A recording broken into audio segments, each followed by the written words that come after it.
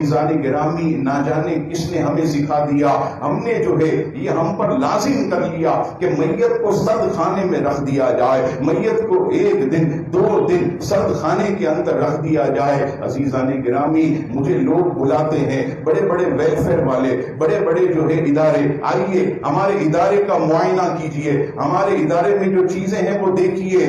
میں lines area کے اندر اللہ کے گھر میں بیٹھ کر سچی بات کہوں گا، لائنز ایریا کے اندر میں سرد خانے میں گیا تو وہاں کے انچارج نے سرد خانہ کھول دیا اور کہا کہ آپ اندر جائیں اور ایک ایک کمرے کا معائنہ کریں۔ میں نے دروازہ کھولا، ایسے جو ہے وہ عزیزان گرامی بالکل جسے جو ہے سونے کے لیے ہم کہتے ہیں ایسی جگہ لگی ہوئی تھی، اور آپ حیرت کریں گے یہ جو میں نے محسوس کیا، میں 5 منٹ بھی سرد خانے میں کھڑا نہیں رہ سکا۔ اتنی ٹھنڈک، اتنا برف جیسا وہ سرد خانہ۔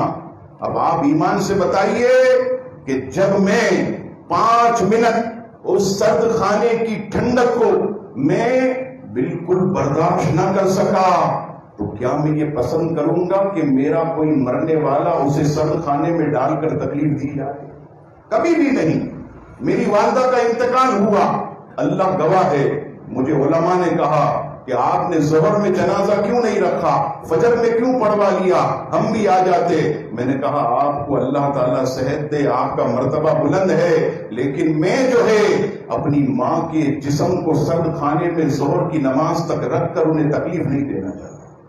میری ماں کی قسمت میں جتنے لوگوں کا آنا لکھا ہے تو وہ فجر میں بھی آ جائیں گے، نہیں آنا تو نہیں آئیں گے، لیکن ہم اپنے ماں باپ کو تکلیف نہیں دیں گے۔